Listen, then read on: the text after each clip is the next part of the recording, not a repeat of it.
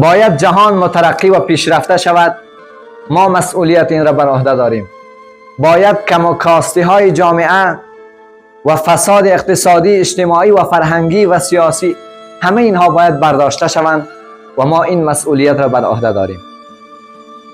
ما در برابر 6 چیز مسئول هستیم. اولین چیزی که ما در برابر آن مسئول هستیم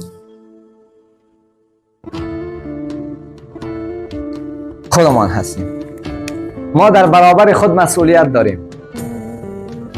چنانچه همه می‌دانید جسمی که ما داریم، اعضای ما، همه اینها از ما نیستند و همه امانتند و انسان در مقابل امانت مسئولیت دارد و باید مسئولیت پذیر باشد.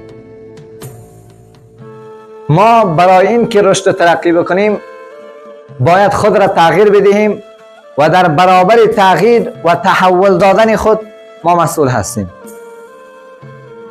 ما اگر نمیخوانیم، ما اگر اخلاق را رعایت نمی کنیم، اگر از مفاسد اجتماعی دوری نمی کنیم، ما مسئولیت خود را در قبال خود ادا نکردیم. ما مسئولیت خود را در قبال امانتی که الله رب العزت به ما داده است ادا نکردیم.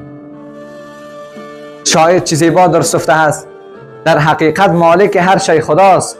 این امانت چند روزی نزد ماست، چند روزی که هست باید مسئولیت خود را در قبال اون ادا کنیم و مسئولیت پذیر باشیم.